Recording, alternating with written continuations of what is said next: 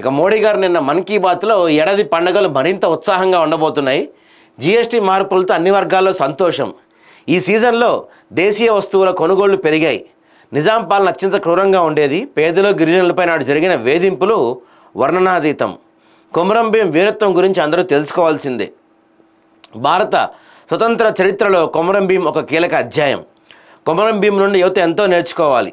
127వ మన్ కీ బాత్ ఎపిసోడ్లో కొమరం భీంను కీర్తించిన ప్రధాని మోడీ కొమరం భీం బిర్సా ముండాకు నివాళులు అర్పించారు. ఇవి కూడా ఇప్పుడు నీకు కొమరం భీం వీళ్ళంతా గుర్తొచ్చారంటే ఏమన్నా ఎలక్షన్స్ ఉన్నాయో లేకపోతే వాళ్ళతో ఏమన్నా పనులు ఉండదో తప్ప గుర్తొచ్చింటో తప్పచ్చి నిజంగా అయితే నేనేం అనుకోవట్లేదు. ఇప్పుడు తెలంగాణలో చాలా ప్రభుత్వ సంస్థలు అని ఈ ఎయిర్పోర్ట్లు, బస్ స్టాండ్లు గట్ర చాలా ఉన్నాయి. ఒక్కదానికైనా కొమరం భీం పేరు పెట్టారా? పోనీ కొమరం భీం జయంతి కానీ వర్ధంతి కానీ ఘనంగా నిర్వహిస్తున్నారా? అధికారికంగా నిర్వహిస్తున్నారా? కనీసం పాఠ్యపుస్తకాల్లో, తెలంగాణ పాఠ్యపుస్తకాల్లో అయినా లేకపోతే మొత్తం దేశంలో పాఠ్యపుస్తకాల్లో అయినా కొమరం భీం చరిత్ర గురించి మీరు పెట్టే ప్రయత్నం చేస్తున్నారా? ఈరోజు ఉన్న పళంగా ఏ గవర్నమెంట్ స్కూల్కైనా, ఏ ప్రైవేట్ స్కూల్కైనా, ఏ విద్యా సంస్థకైనా పోదాం. కొమరం భీం ఎవరయ్యా అంటే అందరూ ఏం చెప్తారు తెలుసా? ఏం చెప్తారు? జూనియర్ ఎన్టీఆర్ అని చెప్తారు. నిజం. కొమరం భీం అంటే జూనియర్ ఎన్టీఆర్ అని తెలుసు మన పిల్లలందరికీ. ఆ RRR సినిమాలో కొమరం భీంగా చూపించారు కాబట్టి జూనియర్ ఎన్టీఆర్ని ఎలా చూపించింది? రామ్ చరణ్ జూనియర్ ఎన్టీఆర్ని కదా. సో చాలామంది పిల్లలకి జూనియర్ ఎన్టీఆరే తెలుసు కొమరం భీం అని. నిజంగా ఎంతమందికి తెలుసండి కొమరం భీం గురించి? మన ప్రభుత్వాలు కానీ, వ్యవస్థలు కానీ, మన గతంలో తెలంగాణలో కొట్లాడిన నాయకుల గురించి కావచ్చు, కొమరం భీం కావచ్చు, చాకలి ఐలమ్మ లాంటి కావచ్చు, ఇలాంటి చాలామంది ఉన్నారు. వాళ్ళ చరిత్రలు భవిష్యత్ తరాలకి చెప్పే ప్రయత్నం ఏమైనా జరుగుతుందా? ఎవడికి బట్టింపు చెప్పండి. దానివల్ల ఏమన్నా డబ్బులు వస్తాయా? ఏమన్నా కాంట్రాక్ట్లు వస్తాయా? ఏం రావు కదా.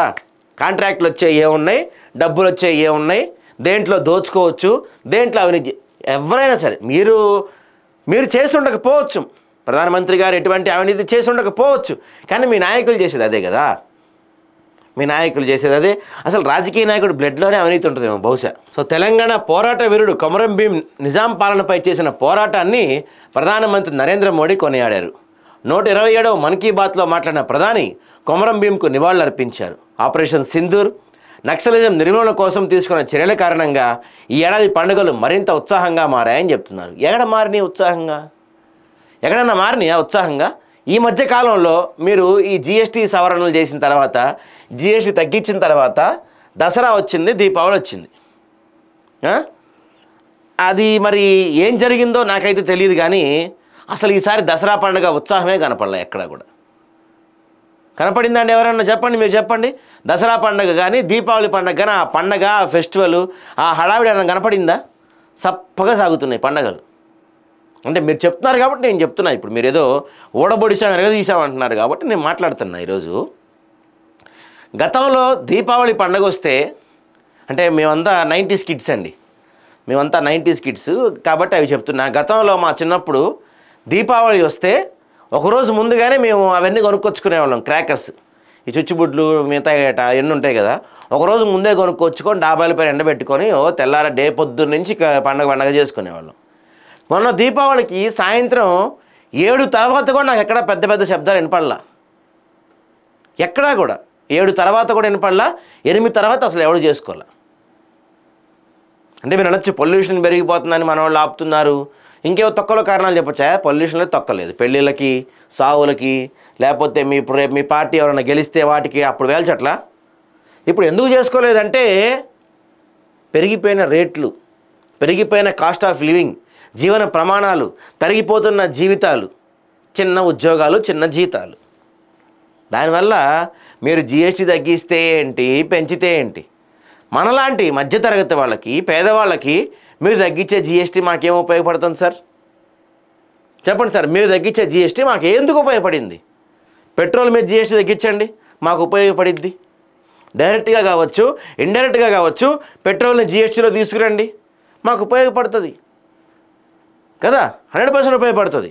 మాకు ఉపయోగం లేని వాటి మీద మీరు కాస్ట్లీ కార్లు బైకులు గట్రా వాటి మీద తగ్గిస్తే మేము మాలాంటి మధ్యతరగతి వాళ్ళకి పేదవాళ్ళకి ఏం ఉపయోగం?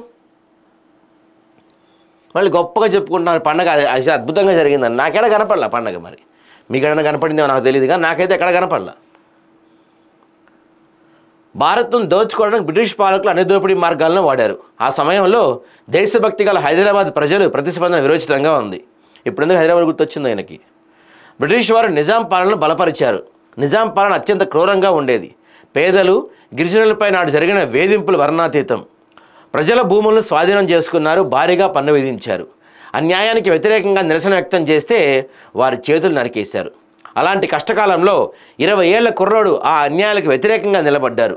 అతడి పేరు చెప్పబోయే ముందు ఆ కుర్రోడి వీరత్వం గురించి తెలుసుకోండి.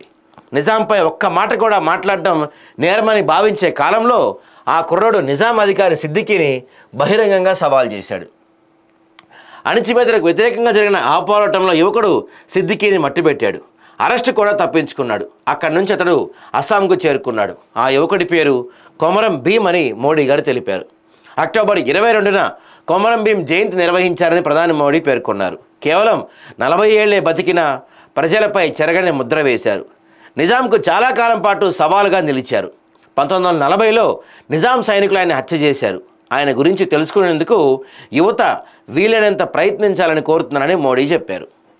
మరో ప్రముఖ గిరిజన నాయకుడు భగవాన్ బిర్సా ముండా గురించి కూడా ప్రధాని మోడీ గుర్తు చేశారు. స్వతంత్రం, గిరిజన సమాన హక్కుల కోసం ఆయన చేసిన పోరాటం గురించి కొనియాడారు.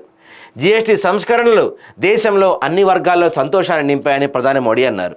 ఈ పండుగల సీజన్లో దేశీయ వస్తువుల కొనుగోళ్లు గణనీయంగా పెరిగాయని సంతోషం వ్యక్తం చేశారు. వంట నూనె వినియోగాన్ని 10% తగ్గించాలని రాసిన లేఖకు సానుకూలంగా స్పందన వచ్చిందని మోడీ వెల్లడించారు.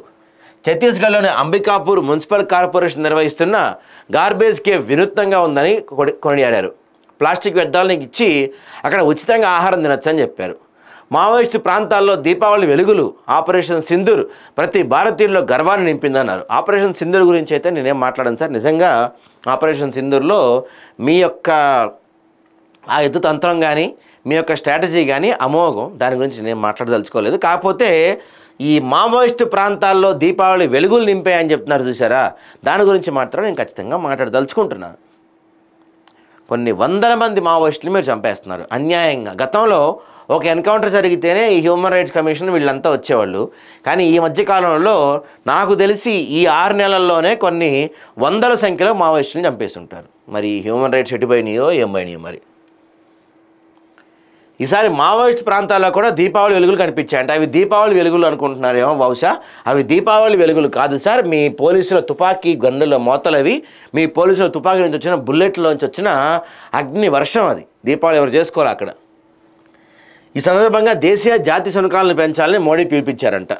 దేశీయ జాతి శునకాలను పెంచుకోవాలని ప్రజలు భద్రతా దళాలను కోరుతున్నారు. ఎందుకంటే అవి మన వాతావరణ పరిస్థితి త్వరగా అలవాటు పడతాయి. ఈ విషయంలో భద్రతా దళాలు గణనీయమైన పురోగతి సాధించాయి. బీఎస్ఎఫ్, సిఆర్పిఎఫ్ తమ యూనిట్లలో దేశీ జాతి శునకాల సంఖ్యను పెంచాయి. గతేడాది లక్నోలో జరిగిన ఆల్ ఇండియా పోలీస్ డ్యూటీ మీట్లో రియా అనే శునకం అందరి దృష్టి ఆకర్షించింది. ముతోల్ జాతికి చెందిన ఆ శునకానికి బీఎస్ఎఫ్ శిక్షణ ఇచ్చింది. పోటీల్లో రియా విదేశీ జాతి శునకాలను ఓడించి ఫస్ట్ ప్లేస్లో ఉందని మోదీ గారు చెప్తున్నారు. అది మోడీ గారు చెప్తుంది. మోడీ గారు మీరు కోరుకునేది ఏంటంటే, మీరు చెప్తున్నట్టు అడవుల్లో మన్యాల్లో ఎక్కడా దీపావళి జరుపుకోవట్లేదు. ఇంకా కూడా ఆ ప్రాంత బిడ్డలు అట్లానే ఉన్నారు. మీరు మావోయిస్టులని ఎందుకు తుదముట్టిస్తున్నారో ఆ ప్రాంత ప్రజలకు తెలుసు. ఆ అడవి ప్రాంతాలని అదానీలకి అంబానీలకి కట్టబెడతానికి మీరు పడుతున్న కుట్ర గురించి అందరికీ తెలిసిన విషయమే. ఇక మరో విషయం, మీరు తగ్గించిన జీఎస్టీ వల్ల దేశ ప్రజలందరూ పండగ చేసుకుంటున్నారని చెప్తున్నారు కదా. నాకైతే ఎక్కడా ఏం కనపడతలేదు. మీరు కూడా గ్రౌండ్ లెవెల్లోకి రాలేదుగా. సారీ, మీరు ప్రధానమంత్రి గారు కాబట్టి మీ నాయకులతో లేకపోతే మీ ఇంటెలిజెన్స్ వాళ్ళతో ఒక నివేదిక తెప్పించుకోండి. జీఎస్టీ తగ్గించడం వల్ల ఎవరికి ఉపయోగం అని. ఎవరికి ఉపయోగం లేదు జీఎస్టీ తగ్గిస్తాం వల్ల. ఏది బాగా బలిసిన వాళ్ళకి వాళ్ళకి తప్ప మాలాంటి మధ్యతరగతి వాళ్ళకి పేదవాళ్ళకి ఏం ఉపయోగం జీఎస్టీ తగ్గిస్తాం వల్ల? ఏం ఉపయోగం లేదు మాకు. పెట్రోల్ తగ్గించండి, మిగతా వాటిలో తగ్గించండి, మాకు కొంత ఉపయోగపడుతుంది. కాస్ట్లీ కార్ల మీద, బైకుల మీద, టీవీల మీద వాటి మీద తగ్గించి పండగ చేసుకోండి అంటే ఏం పండగ చేసుకోవాలి సార్ మేము?